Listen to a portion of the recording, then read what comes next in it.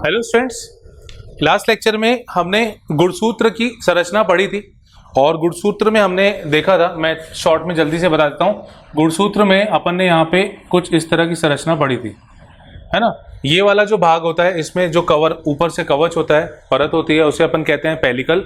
इसके बाद ये होती है गुणसूत्र बिंदु, फिर उसके बाद ये दूसरी इसकी भुजा, और नीचे जो होता है ये द्वितीयक संकुचन वाला पार्ट होता है। ये द्वितीयक संकुचन होता है, यह संकीर्णन होता है, ये प्राथमिक संकीर्णन होता है। ये सारे अपन ने लास्ट लेक्चर में स्टडी किया था। आज इसके बारे में अपन देखते हैं। देखिए, जब कोशिका की संरचना देखते हैं और कोशिका के अंदर अपन केंद्रक की बात करते हैं, तो केंद्रक के अंदर क्रोमैटिन पदार्थ होता है, और ये क्रोमैटिन पदार्थ जब घुलता है तो गुणसूत्र उसमें पाया जाता है, मतलब वो गुणसूत्र के रूप में परिवर्तित हो जाता है। अगर एक सिंगल कोशिका की बात करें तो एकल कोशिका में, यानी एक कोशिका में जो डीएनए पाया जाता है वो लगभग 2.2 मीटर उसकी लंबाई होती है। इसको आप बिल्कुल अच्छे से याद कर लीजिए। एक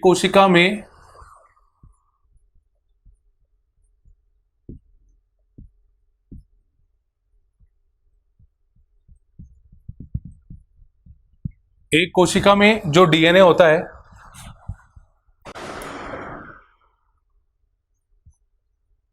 डीएनए की लंबाई 2.2 मीटर होती है।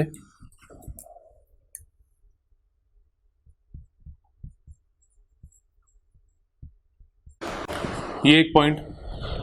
जब आप क्रोमैटिन पदार्थ को खुलता हुआ देखेंगे, जैसे ये मान लीजिए कोशिका है, ये केंद्रक है, और केंद्रक के अंदर यहाँ पे क्रोमैटिन पदार्थ है। जब ये क्रोमैटिन पदार्थ खुलता है तो ये कुछ इस तरह की संरचना दिखाई देती है। ऐसा इस तरह से ये खुलता है। तो ये जो इकाई होती है, ये इसको अपन कहते हैं न्यूक्लियोसोम। ये इकाई कहलाती है न्यूक्लियोसोम। ठीक है, मैं गुणसूत्र के बारे में आगे ही बात कर रहा हूं, जहां अपन ने लास्ट लेक्चर में छोड़ा था। तो ये कहलाता है न्यूक्लियोसोम। अब ये न्यूक्लियोसोम जो है, इसके अंदर की जब अपन संरचना देखते हैं तो ये कुछ इस तरह का दिखता है। ये न्यूक्लियोसोम मैंने यहां पे बनाया, और न्यूक्लियोसोम में कुछ प्रोटीन पाए जाते हैं ऐसे। ये प्रोटीन कहलाते हैं हिस्टोन प्रोटीन।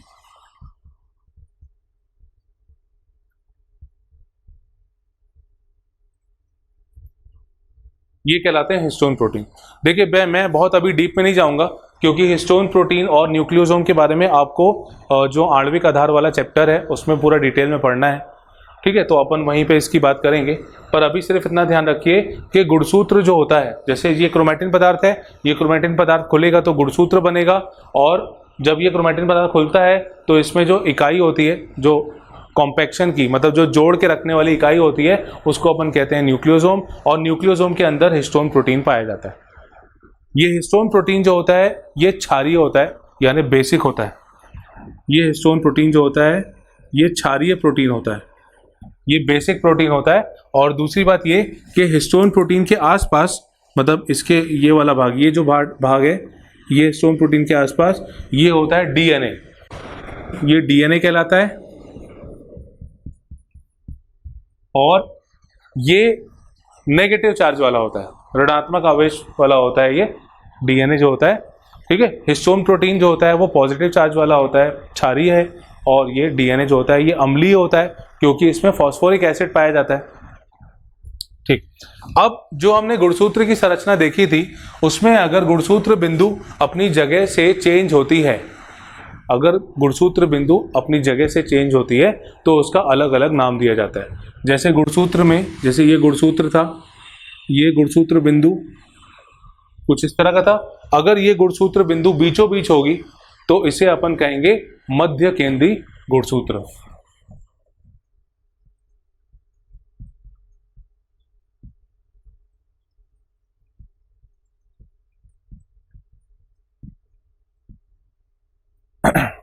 मध्य केंद्रीय गुणसूत्र, इसमें गुणसूत्र बिंदु जो होती है ये मध्य पर होती है। गुणसूत्र बिंदु गुणसूत्र में मध्य पर होती है।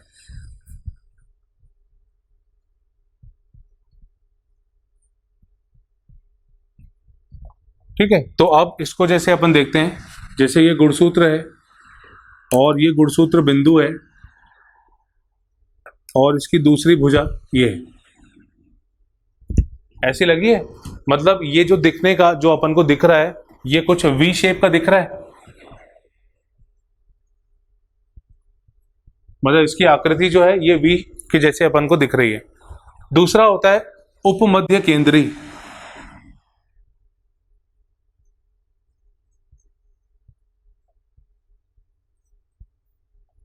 दूसरा आता है उपमध्य केंद्री गुणसूत्र। तो इसमें क्या होता है, जब गुणसूत्र बिंदु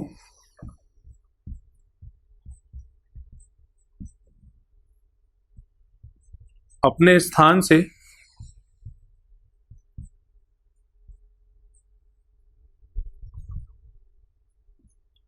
थोड़ा ऊपर हो जाती है,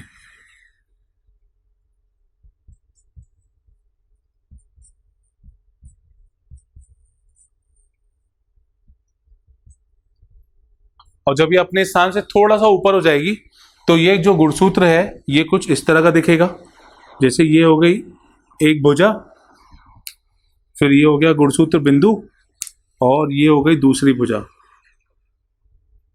एक थोड़ी सी बड़ी है और दूसरी थोड़ी सी छोटी हो गई, तो इसमें इस अवस्था में जो गुणसूत्र है ये एल शेप का दिखने लगता है,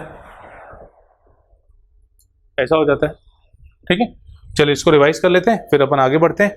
जो लास्ट लेक्चर में मैंने गुणसूत्र वाला पार्ट छोड़ा था उसी के आगे ये है, तो आप लोग उसी के आगे कंटिन्यू करके लिखते जाइएगा।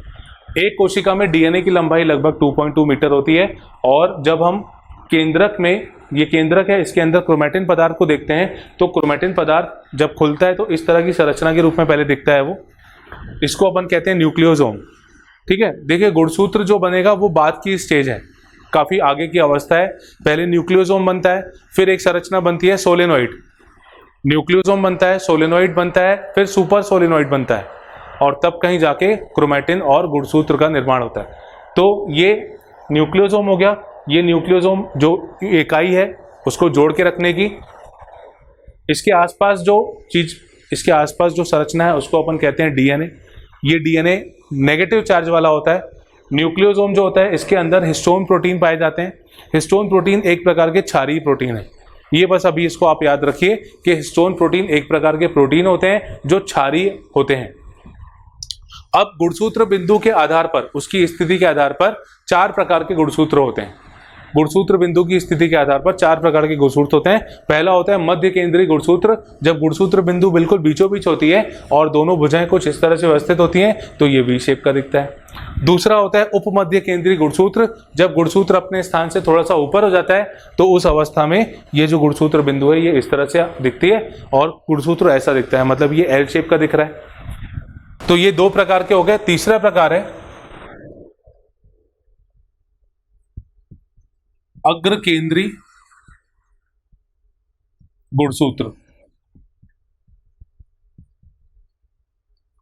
अग्र केंद्रीय गुणसूत्र में जो गुणसूत्र बिंदु है वो और ऊपर आ जाती है।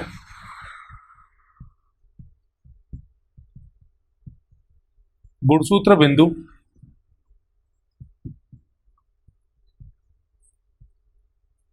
ऊपर की ओर होती है।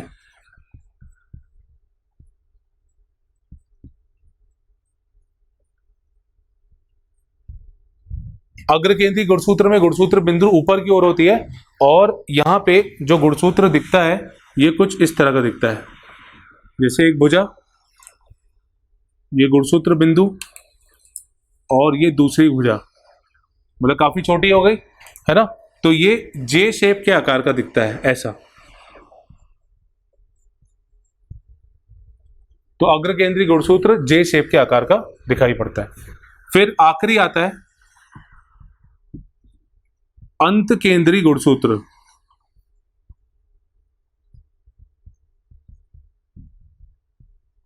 अंत केंद्रीय गुणसूत्र में जो गुणसूत्र बिंदु होती है वो बिल्कुल सिरे पे आ जाती है, ऊपर की ओर आ जाती है।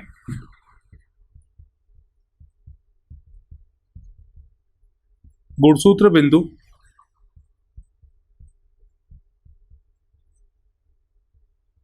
एक सिरे पर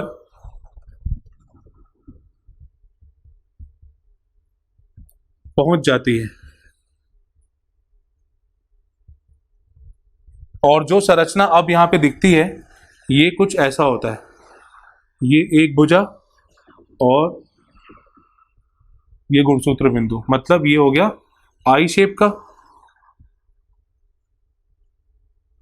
तो गुणसूत्र बिंदु की स्थिति के आधार पर चार प्रकार के अपन ने गुणसूत्र देखे।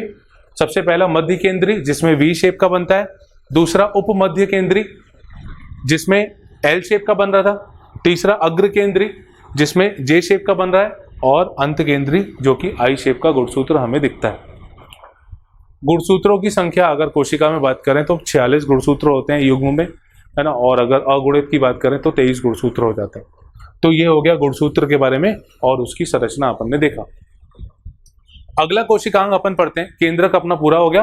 अगला कोशिकांग अपन पढ़ते हैं लवक।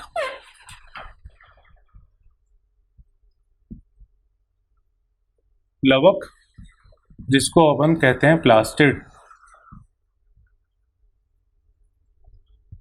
लवक जो होता है ये कोशिकांग ऐसा है जो पादप कोशिकाओं में मुख्यतः पाया जाता है और कुछ जीव होते हैं जैसे यूग्लिना इसमें पाया जाता है ना। सामान्यतः जो प्रकाश संश्लेषण करते हैं उन्हीं में ये होगा, बाकी तो किसी में ऐसे होता नहीं है। यह है पादप कोशिका,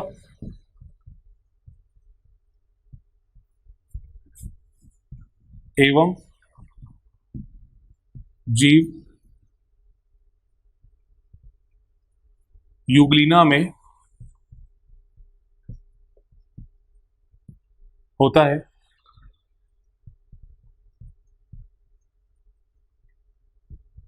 अच्छा, इसका आकार बड़ा होने के कारण इसको आसानी से देखा जा सकता है, मतलब सूक्ष्मदर्शी की बहुत ज़्यादा ऐसे उपयोग नहीं होता। आकार बड़ा होने के कारण ये स्पष्ट रूप से दिखाई देता है।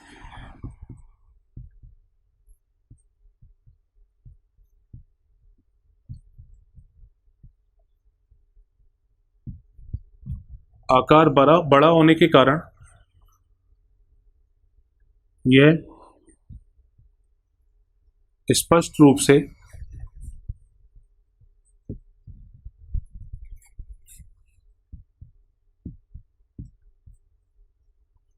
दिखाई देता है। अच्छा, इसमें लवक जो होते हैं ये मुख्यतः तीन प्रकार के होते हैं।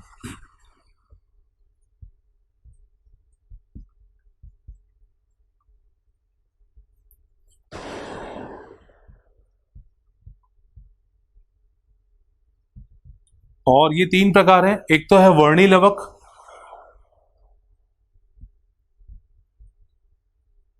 दूसरा है अवर्णी लवक, और तीसरा होता है हरित लवक। ये तीन प्रकार के लवक होते हैं। और क्योंकि ये लवक तीन प्रकार के हैं, जैसे ये है वर्णी लवक, इसमें वर्णक होते हैं, तो वर्णक के कारण या लवक कह सकते हैं कि लवक के कारण पादप का जो पार्ट होता है जैसे पत्तियां वगैरह वो अलग अलग रंग की हो सकती है। ठीक है, तो अगला कोशिकांग अपन ने पढ़ा लवक, इसके बारे में रिवाइज कराता हूँ। पादप कोशिका और यूग्लिना में ये दोनों प्रकाश संश्लेषण करते हैं, तो इन दोनों में ये पाया जाता है। आकार बड़ा होने के कारण ये स्पष्ट रूप से दिखाई देते हैं और ये तीन प्रकार के होते हैं, वर्णी, अवर्णी और हरित लवक। अब इसमें अपन सबसे पहले पढ़ते हैं हरित लवक के बारे में।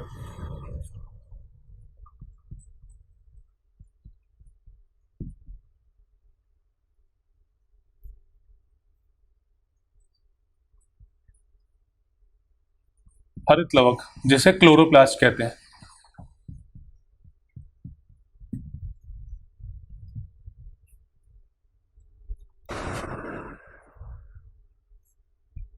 देखिए, हरित लवक एक्चुअली हरे रंग का होता है, मेनली हरे रंग का होता है, और इसमें वर्णक पाया जाता है, और ये मेन है जो प्रकाश संश्लेषण में अपनी मुख्य भूमिका दर्शाता है। तो अगर इसका आकार देखें पहले, तो ये लेंस आकार का,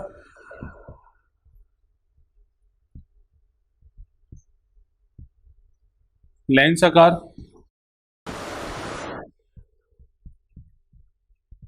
गोलाकार, और भी इसके कई सारे आकार होते हैं। और अगर साइज की बात करें तो इसकी लंबाई सामान्यतः जो होती है ये होती है 5 से 10 माइक्रोमीटर, और 2 से 4 माइक्रोमीटर इसकी चौड़ाई होती है या व्यास होता है। लंबाई इसकी सामान्यतः होती है 5 से 10 माइक्रोमीटर और इसकी चौड़ाई यानी व्यास होता है 2 से 4 माइक्रोमीटर। अगर इसकी संख्या की बात करें तो संख्या इसकी 1 हो सकती है, जैसे क्लामाइडोमोनास में होता है। क्लामाइडोमोनास में हरित लवक की संख्या 1 होती है और 20 से 40 तक सामान्यतः कोशिकाओं में देखी जाती है। मतलब जो प्रकाश संश्लेषण करने वाली कोशिकाएं हैं, जैसे पादप कोशिकाएं खास करके, ये तो शैवाल है, क्लामाइडोमोनास तो शैवाल है। पादप कोशिकाएं जो हैं उनमें संख्या इसकी जो होती है वो 20 से 40 तक हो सकती है। अब इसकी संरचना अगर देखें अपन तो ये कुछ इस तरह का दिखता है।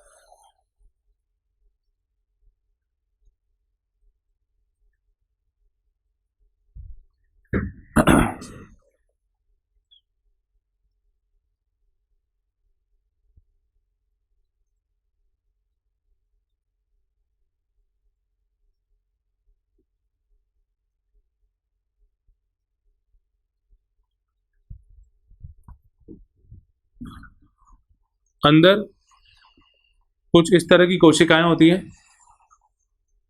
जैसे सिक्के एक के ऊपर एक रख दी हो, कुछ ऐसी कोशिकाएं होती हैं। इसके अलावा अंदर तरल भाग भी होता है।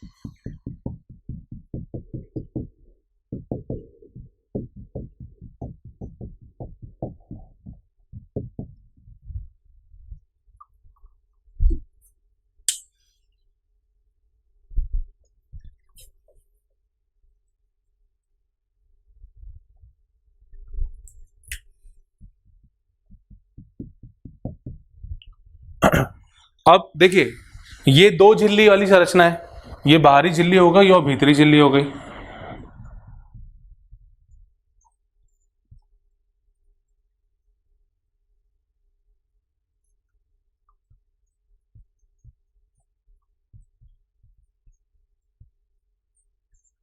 ठीक है, ये बाहरी और भीतरी झिल्ली हो गई। और यहां पे जो ये तरल भाग होता है इसको अपन कहते हैं स्ट्रोमा, पिट्टिका।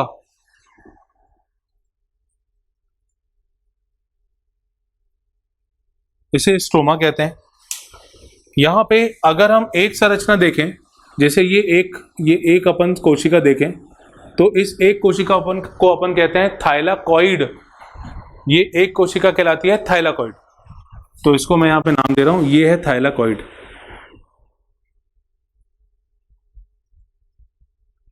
थाइलाकॉइड। और जब ये कोशिकाएं, मतलब बहुत सारे थाइलाकॉइड एक के ऊपर एक व्यवस्थित हो जाते हैं, प्रेजेंट होते हैं, तो इसको अपन कहते हैं ग्रैना। मतलब पूरा मिला के फिर ये कहलाता है ग्रैना।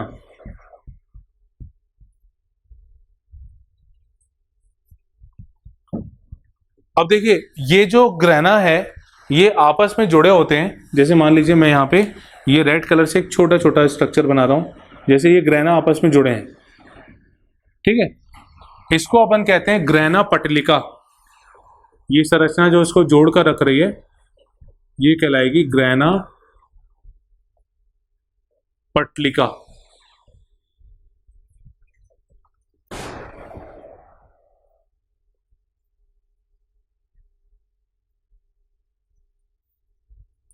ये कहलाती है ग्रैना पटलिका। और आपस में जैसे ये इस तरह से अगर जुड़े हैं, जैसे ये जुड़े हुए हैं, ये जुड़े हैं, अगर ऐसे जुड़े हुए हैं तो क्योंकि ये पटलिका है और ये पिठिका का भाग है तो इसको अपन कहेंगे पिठिका पटलिका।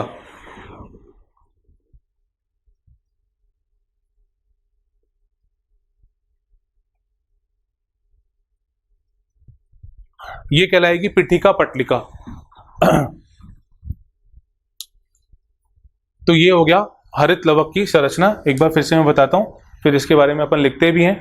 2 झिल्ली वाली संरचना है ये, और इसके साथ साथ अंदर कुछ संरचनाएं होती हैं गोल गोल कोशिकाएं जैसी होती हैं, एक के ऊपर एक व्यवस्थित हो जाती हैं, तो पूरी संरचना को एक साथ अपन ग्रेना कहते हैं, और नहीं तो एक एक संरचना की बात करें तो थाइलाकॉइड कहलाता है। फिर ये ग्रेना पटलिका आपस में जुड़ी होती है, मतलब ग्रेना जो होती है आपस में जुड़ता है ग्रेना पटलिका के द्वारा, और एक ग्रेना दूसरे ग्रेना से जुड़ा हुआ रहता है पिटिका पटलिका के द्वारा। अब हरित लवक के बारे में अपन देखते हैं। अभी अपन ने उसकी संरचना देखी, अब अपन उसके बारे में कुछ पॉइंट लिखते हैं और कुछ एक्स्ट्रा बातें भी डिस्कस करते हैं। यह 2 झिल्ली में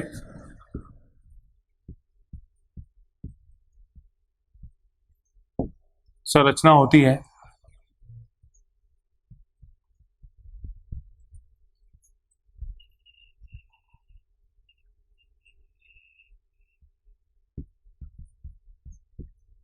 इसमें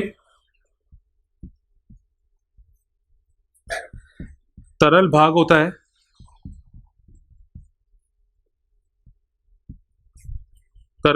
है, जिसे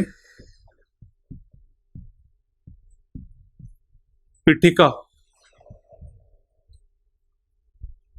कहते हैं। अच्छा, ये जो पिटिका होता है इसमें प्रोटीन और कार्बोहाइड्रेट संश्लेषण के लिए एंजाइम पाए जाते हैं। यहां मैं लिख दे रहा हूं, आगे इंपॉर्टेंट है ये। इसमें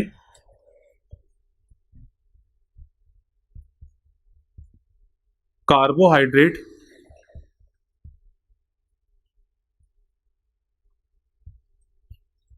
एवं प्रोटीन निर्माण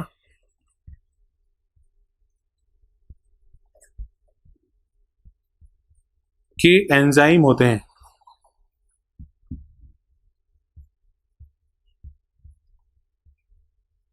आपने कुछ चक्र पढ़े होंगे, C3 चक्र, C4 चक्र और कुछ चक्रीय अचक्रीय फॉस्फेटीकरण। तो ऐसे कुछ एंजाइम जो होते हैं वो हरित लवक में प्रेजेंट पाए जाते हैं। अच्छा, ये हरित लवक जो पत्तियां होती हैं, पर्ण होते हैं, उनकी पर्ण मध्योतक कोशिकाओं में होते हैं।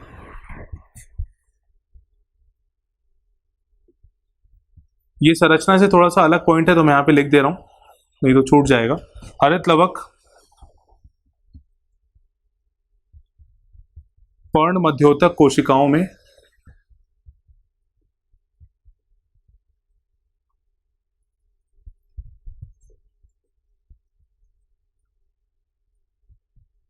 पाए जाते हैं।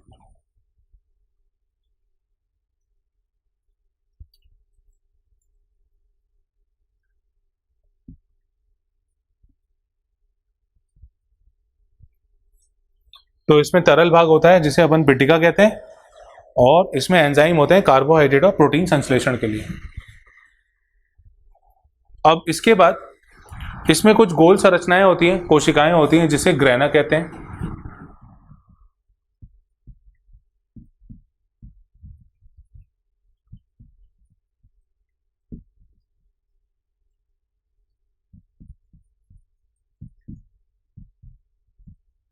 गोलाकार कोशिकाएं होती हैं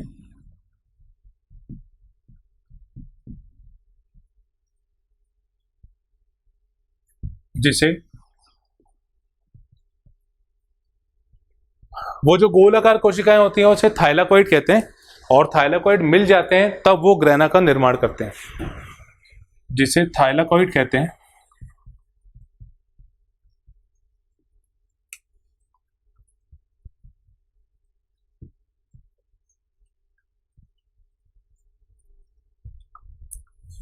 अच्छा, थाइलाकॉइड की जब अपन संरचना देखते हैं तो थाइलाकॉइड जैसे इस तरह की संरचना है, जैसे ये कोशिका है, इसको अपन ने थाइलाकॉइड कहा।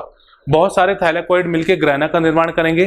अगर हम थाइलाकॉइड को ध्यान से देखें तो इसमें जो कोशिका का भीतरी भाग होता है उसमें क्वांटासोम नामक संरचना पाई जाती है। कोशिका के भीतरी भाग में क्वांटासोम नामक संरचना होती है, और इस क्वांटासोम में, एक क्वांटासोम में 230 क्लोरोफिल यानी पर्णहरित और 50 कैरोटीनॉइड अणु पाए जाते हैं। और बीच में कुछ खाली जगह होती है जिसे अपन अवकाशिका कहते हैं। ठीक है, इसमें एक चीज और है, कोशिका का जो भीतरी भाग होता है उसमें जल को तोड़ने के लिए यानी जल अपघटन के लिए संकुल पाया जाता है। फिर से मैं एक बार सारा पॉइंट पूरा एक साथ बोल रहा हूँ। थाइलाकोइड के भीतरी भाग में कुछ संरचनाएं होती हैं जिसे क्वेंटासोम थाइलाकोइड के भीतरी भाग में क्वेंटासोम कहते हैं। क्वेंटासोम में 230 क्लोरोफिल यानी पर्णहरिम और 50 कैरोटीनॉइड अणु होते हैं। इसके अलावा झिल्ली के भीतरी भाग में जल अपघटन संकुल भी पाया जाता है।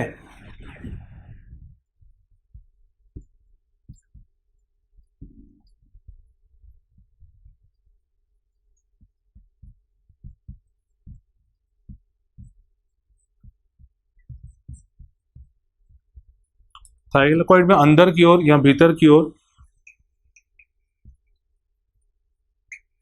क्वेंटासोम्स होते हैं।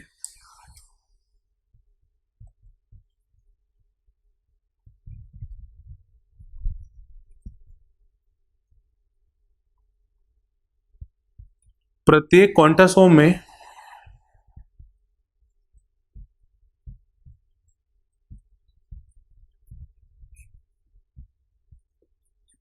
230 क्लोरोफिल मतलब पर्णहरिम एवं 50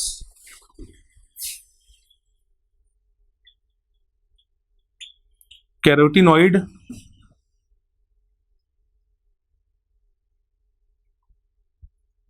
अणु होते हैं।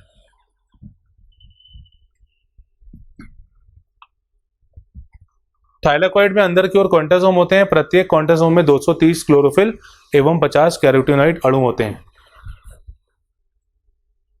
थाइलाकोइड के अंदर जो रिक्त स्थान होता है उसे हम अवकाशिका कहते हैं।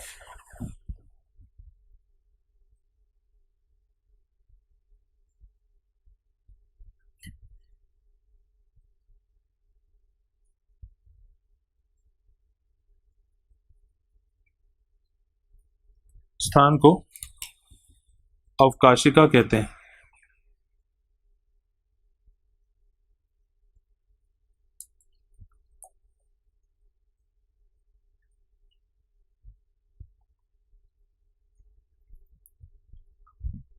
और इसके भीतरी भाग में एक संकुल पाया जाता है जिसे जल अपघटन संकुल कहा जाता है। मैं यहीं पे लिख दे रहा हूं बेटा इस पॉइंट को।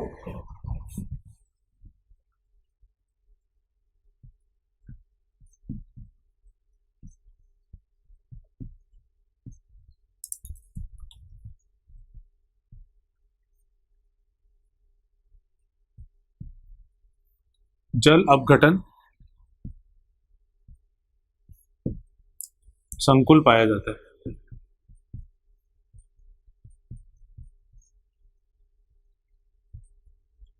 अंदर की ओर जल अपघटन संकुल होता है। चलिए इसको रिवाइज करते हैं। पहले दो झिल्ली में संरचना है। तरल भाग होता है पिटिका कहते हैं।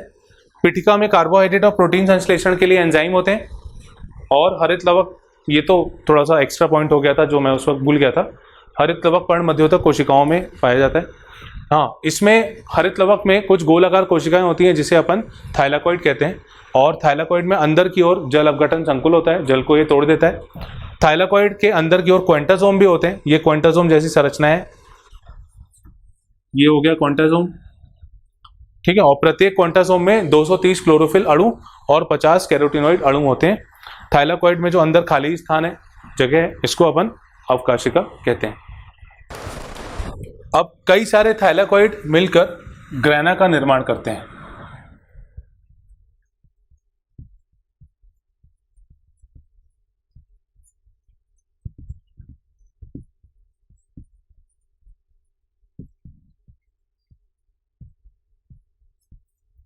मिलकर ग्रेना का निर्माण करते हैं।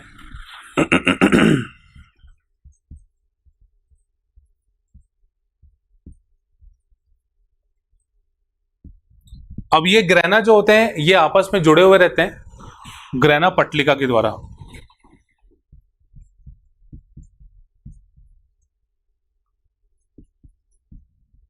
ग्रैना आपस में ग्रैना पटलिका के द्वारा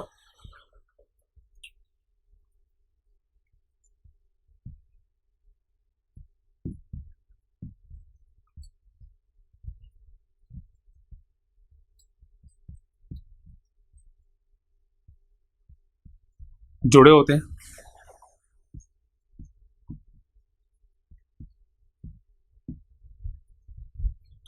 तो ये इसमें पाई जाने वाली संरचनाएं हो गई। अब इसमें राइबोसोम भी होते हैं। देखिए, मैंने पहले ही बताया था, दो कोशिकांग ऐसे हैं जिनके पास खुद का डीएनए और खुद के राइबोसोम और आरएनए होता है। तो इसमें से एक हरित लवक भी है।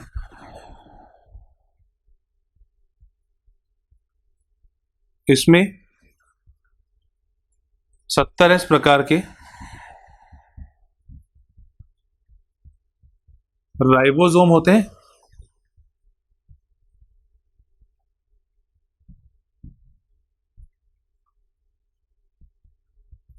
इसमें 70 प्रकार के राइबोसोम होते हैं और राइबोसोम का कार्य अपन को पता है, प्रोटीन संश्लेषण का कार्य वो करते हैं। प्रोकैरियोटिक कोशिका में 70 प्रकार के होते हैं, पर ये एक्चुअली यूकैरियोटिक कोशिका है और यूकैरियोटिक कोशिका के अंदर ये एक कोशिकांग है जिसमें 70 प्रकार के राइबोसोम होते हैं। इसके अलावा हरित लवक में खुद का डीएनए होता है और ये डीएनए जो होता है वो द्विरज्जुकीय या द्विलड़ी कह सकते हैं अपन उसको, वृत्ताकार का होता है।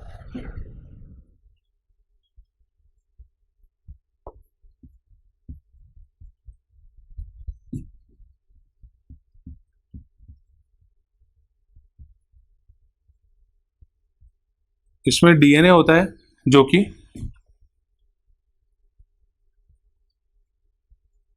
वृत्ताकार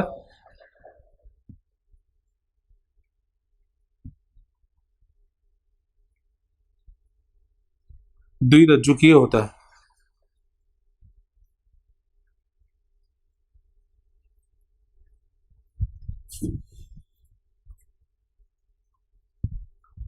अच्छा, क्योंकि इनके पास खुद का डीएनए है इसीलिए ये इनको किसी कच्चे पदार्थ के लिए केंद्रक पर निर्भर नहीं होना होता, और क्योंकि खुद का डीएनए है तो ये खुद अपने आप में विभाजित भी हो सकते हैं।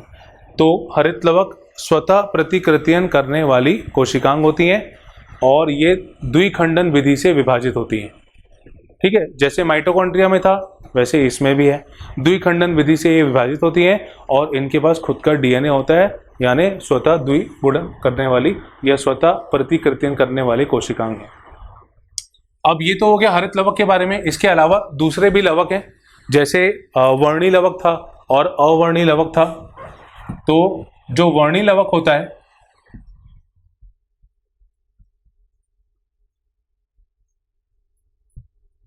वर्णी लवक क्योंकि अलग अलग वर्णकों वाला होता है, ये पादपों के अंगों को अलग अलग रंग प्रदान करता है। पत्तियां जो होती हैं कई बार वो कुछ और कलर की भी होती हैं, येलो कलर की पत्तियां होती हैं, रेड कलर की पत्तियां होती हैं, ब्राउन कलर की पत्तियां होती हैं, तो वो वर्णी लवक के कारण होती हैं।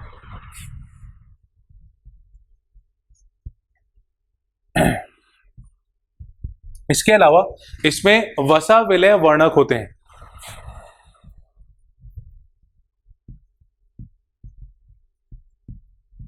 इसमें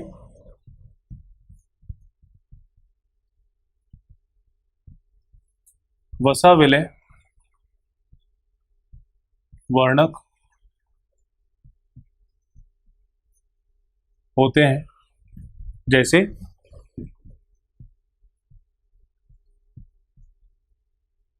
कैरोटीनॉइड, कैरोटीनॉइड के साथ साथ जेंथोफिल भी होता है।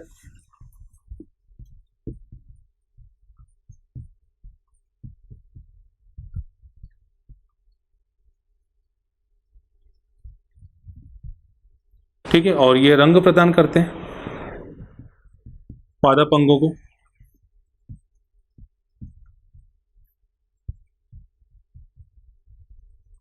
ये हो गया वर्णी लवक।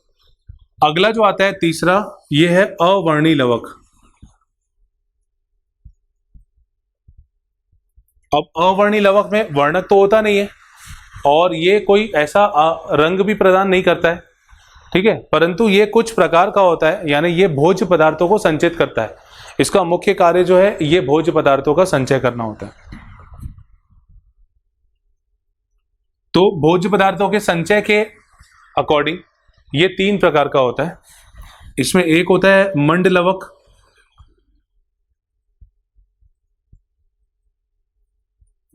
मंडलवक मतलब ये कार्बोहाइड्रेट को संचित करता है।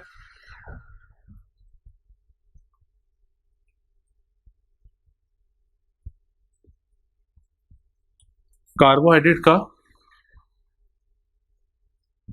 संचय करता है। दूसरा है प्रोटीन लवक। प्रोटीन लवक जो है ये प्रोटीन का संचय करता है, मतलब प्रोटीन को इकट्ठा करता है, अपने अंदर इकट्ठा करके रखता है। और तीसरा है तेल लवक, तेल या इसको अपन वसा लवक भी कह सकते हैं। तो ये जो होता है ये तेल को यानी वसा को, वसीय पदार्थ का संचय करता है। तो ये हो गया लवक के बारे में। अब इसको एक बार अपन रिवाइज कर लेते हैं जो अपन ने अभी लिखा है। हरित लवक के बारे में और भी आगे के पॉइंट, थाइलाकोइड जो होते हैं वो मिलकर ग्रैना बनाते हैं। ग्रैना जो होता है वो आपस से जुड़ा होता है, आपस में वो ग्रैना पट्टिका के द्वारा जुड़ा होता है और इसमें 70 इस प्रकार के राइबोसोम हैं। इसमें डीएनए होता है, ये ध्यान रखिएगा आप, डीएनए के बारे में ये इंपॉर्टेंट पॉइंट है। वृत्ताकार द्विरज्जुकी होता है, यानी गोल आकार का होता है और 2 डबल स्टैंड होता है। क्योंकि इसके पास खुद का डीएनए है तो ये स्वतः प्रतिकृतियन करने वाली कोशिकांग है। इनका जो विभाजन होता है वो द्विखंडन विधि से होता है, जैसे जीवाणुओं में होता है। दूसरा प्रकार का आता है वर्णी लवक। इसमें वर्णक होते हैं, ये वसा विलय वर्णक होते हैं, जैसे कैरोटिनॉइड हो गया, जेंथोफिल हो गया, ये सब वर्णक हैं और ये रंग प्रदान करता है, अलग अलग रंग के होते हैं ये। अवर्णी लवक, इसमें वर्णक नहीं होते पर ये 3 प्रकार के होते हैं, ये भोज्य पदार्थों का संचय करते हैं। इसमें एक आता है मंड लवक, कार्बोहाइड्रेट का संचय करता है, इकट्ठा करता है। प्रोटीन लवक, प्रोटीन का संचय करता है। और वसा या तेल लवक, ये तेलीय पदार्थों का यानी वसा का, ऑयल का संचय करता है। तो इस लेक्चर में अपन ने लवक के बारे में पढ़ा और गुणसूत्रों के बारे में पढ़ा और इसके आगे अपन नेक्स्ट क्लास में कंटिन्यू करेंगे। Thank you.